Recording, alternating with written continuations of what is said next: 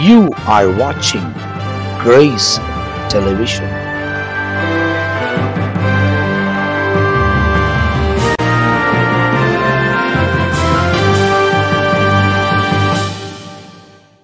இயேசு கிறிஸ்துவின் நாமத்தில் உங்கள் யாவருக்கும் அன்பின் வாழ்த்துக்களும் ஸ்தோத்திரங்களை எடுக்கிற இந்த நல்ல கால நேரத்தில் இன்னொரு எபிசோடாகிய இயேசுவோடு பேசும் நிகழ்ச்சியில் சந்திப்பதில் மிகுந்த மகிழ்ச்சியாக இருக்கிறேன். கர்த்தர் நம்மை தொடர்ந்து ஒவ்வொரு நாளும் ஆசீர்வதித்து ரட்சித்து நம்மை பாதுகாத்து நடத்துகிற தேவனாக இருக்கிறார். அருமையான தேவ ஜனமே, ஆண்டவராகிய தேவன் தொடர்ந்து ஒவ்வொரு நாளும் கர்த்தர் தம்முடைய கிருபைகளை விளங்க பண்ணி பலவிதமான சூழ்நிலைகள் இந்த உலகத்தில் நேர்ந்து கொண்டிருந்தாலும் தம்முடைய பிள்ளைகளை ஒரு நாளும் அவர் புறக்கணிக்காதபடி தம்மிடத்தில் சேர்த்து கொள்ளுகிற தேவனாக இருக்கிறார். அதனால் இன்றைக்கு இந்த கால நேரத்தில் ஒரு வசனத்தை நாம் பார்க்க போகிறோம்.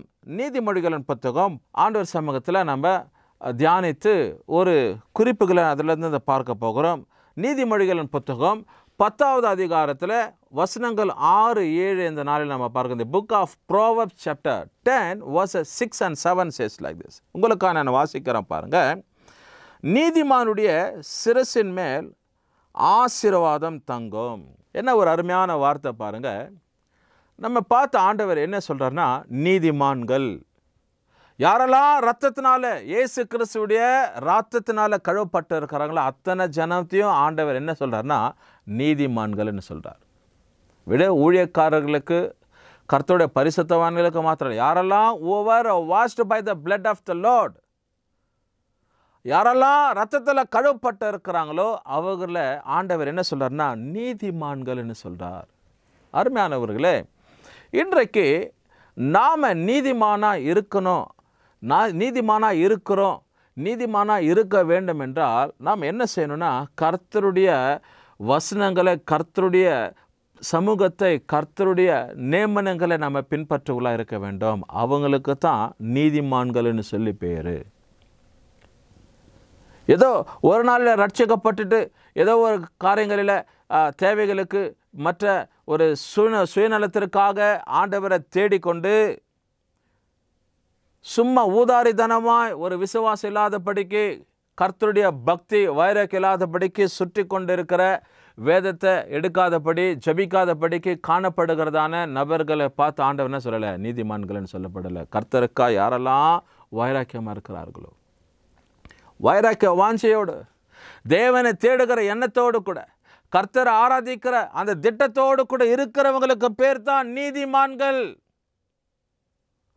ஆகையினால இந்த நீதிமான்களுக்கு மேலே அவருடைய சிரசின் மேலே, அவருடைய தலையின் மேலே ஆசீர்வாதம் நிலைத்திருக்கும்னு சொல்லப்பட்டிருக்கிறது.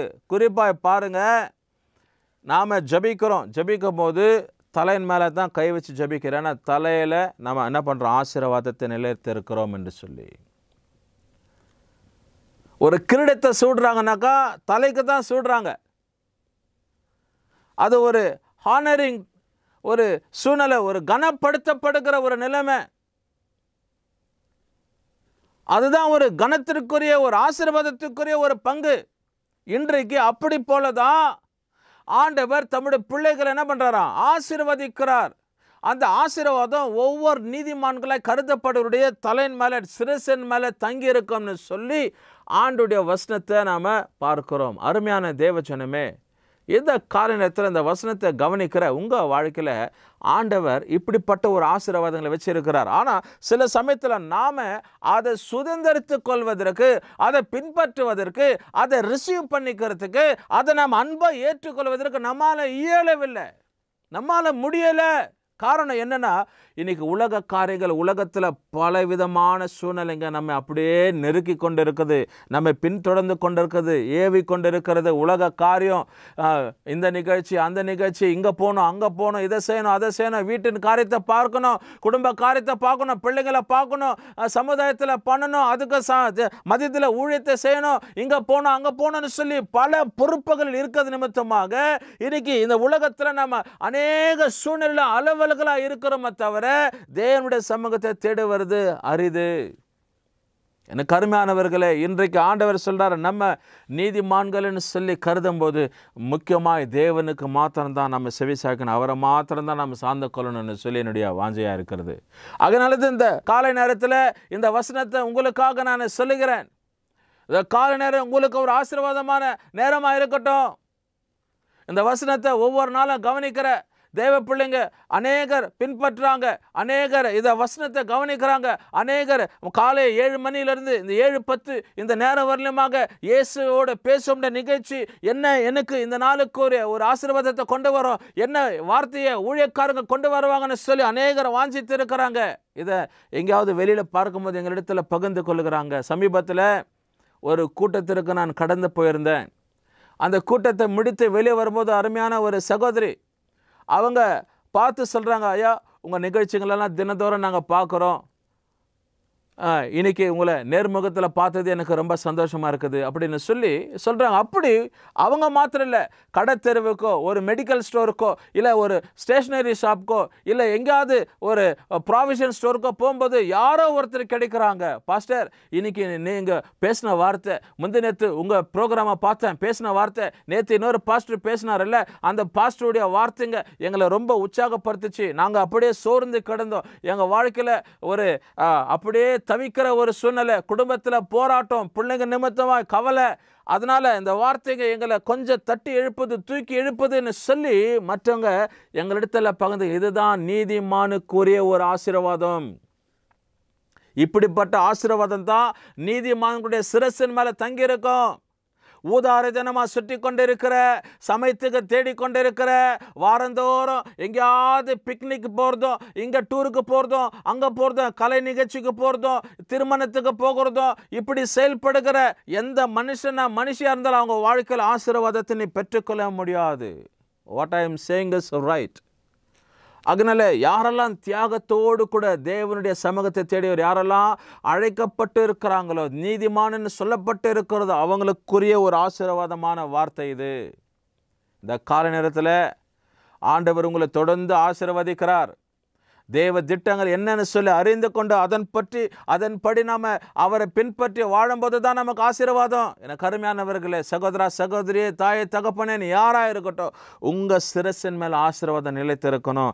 அப்படின்னா நீ தொடர்ந்து தேவனுக்கு இடம் கொடுக்கணும். இந்த கால நேரத்தில் இதை தான் ஆண்டவர் உங்களிடத்தில் பேசுகிறது. உங்கள் குடும்பத்தில் ஆசீர்வாதம் நிலைத்திருக்கணுமா? உங்கள் பிஸ்னஸில், உங்கள் வியாபாரத்தில் நீங்கள் என்ன செய்கிறீங்களோ அந்த காரியத்தில், சிறு குறு தொழில்களிலேயோ இல்லை நீங்கள் போக்குவரத்துலையோ எதில் ஆசீர்வாதம் நிலைத்திருக்கணும், நீங்கள் செழித்திருக்கணும்னா தேவ சமூகத்தில் நீங்கள் தேடி வரணும். தேவனை தேடி வரும்போது தான் உங்களுக்கு ஆசீர்வாதம் உங்கள் சிரசின் மேலே நிலைத்திருக்கும். அப்போது தான் நீ நீதிமான்னு சொல்லி கருதப்படுவ. அதற்கு கீழே நம்ம படிக்கும்போது அதில் சொல்லப்படுகிறது சொல்லி நான் முடிக்கிறேன்.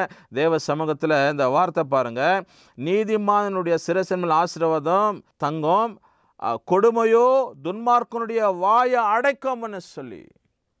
கொடுமை துன்மார்க்கனுக்கு என்ன தெரியுமா? ஐயோ, கொடுமையான காரியம், அவன் வாயை அடைக்கும். வாயை அடைக்கப்படனா சாப்பிட முடியாது, பேச முடியாது, ஒன்றும் அந்த வாயினால் செயல்படவே முடியாது. பின் எப்படி செழுமையாக இருக்க முடியும்? பின் எப்படி ஆசீர்வாதமாக இருக்க முடியும்? வாயை அடைக்கப்படனா ஒன்று நீ சாப்பிடப்பட முடியாது, நீ பேசப்பட முடியாது.